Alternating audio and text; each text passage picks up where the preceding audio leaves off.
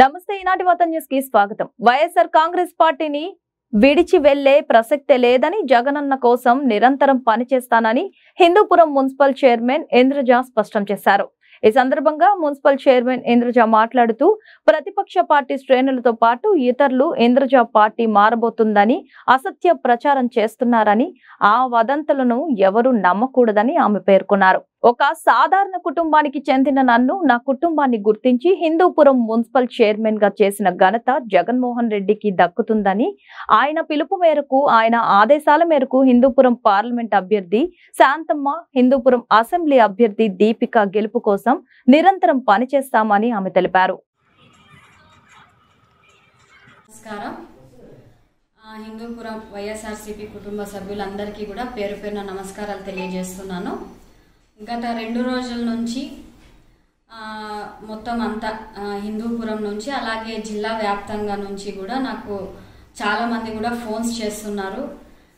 ఏం మేడం మీరు వేరే పార్టీ టీడీపీలోకి వెళ్ళిపోతున్నారంట, కొంతమంది కౌన్సిల్ పిలుచుకొని వెళ్ళిపోతున్నారా అని చాలామంది ఫోన్లు చేస్తున్నారు. అందరికీ కూడా తెలియజేయింది ఏమనగా, దయచేసి ఈ ప్రచారాన్ని ఎవ్వరూ నమ్మకండి.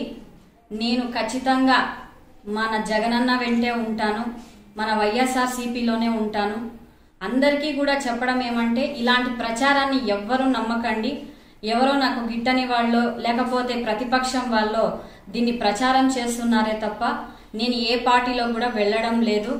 నా కంఠంలో ప్రాణం ఉండేంత వరకు మన జగనన్నతోనే ఉంటాను. ముఖ్యంగా మన హిందూపురంలో ఉన్న వైఎస్ఆర్సీపీ కుటుంబ సభ్యులు అందరికీ కూడా, అన్నలకు, అక్కలకు, తమ్ముళ్లకు అందరికీ కూడా చెప్తున్నాను, దయచేసి ఈ ప్రచారాన్ని ఎవ్వరూ నమ్మకండి. మీరు కూడా ఈ ప్రచారాన్ని దయచేసి స్ప్రెడ్ చేయకండి. నేను ఏ పార్టీలోకి వెళ్ళడం లేదు.